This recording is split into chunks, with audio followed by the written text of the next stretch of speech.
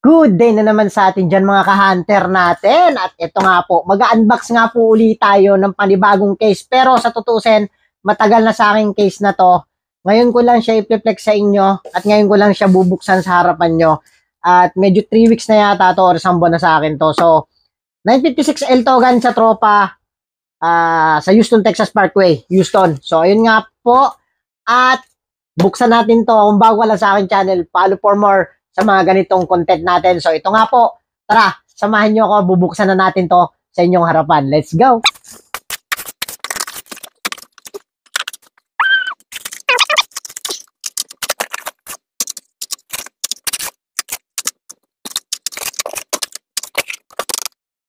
At ito nga po yung laman ng ating case na binuksan. At ito nga po, ito nga pala yung pop culture set na 956L. Ito yung may Superman yata to. So ito nga po, ipiplex na natin sa harapan ninyo kung gaano man kagaganda ang mga card na to. So ito nga po, yung unang-una sa lahat, at ito nga po, yung Mission Impossible Dead Reckoning na BMW M5. At ayan nga po, napakababangis at napakaangas ng mga card na to. So matagal na sa akin to, itong pop culture na to, nasa isang buwan na yata to. At ito nga po, yung susunod yung Forza na 2016 for GT race course. At ayan nga po, solid talaga yung laman nito. At ang pinakatapon lang dito yung, para sa akin yung Action Comics tapos yung Back to the Future.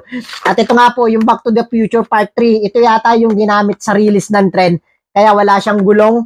At ito nga po, yun ang Back to the Future ng pop culture. Ito yata yung ginamit sa release nila, yung sa Back to the Future Part 3. Yan nga po, yung ginamit nila.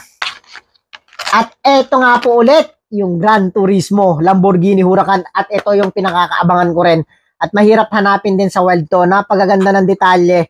So, ito yung kapa. Ito yung sa, yata to ginamit to ng kalaban sa Gran Turismo na pelikula. So, ayan nga po, yung Gran Turismo na Lamborghini Huracan ng kapa. So, solid, para siyang Spectra Flame na paint.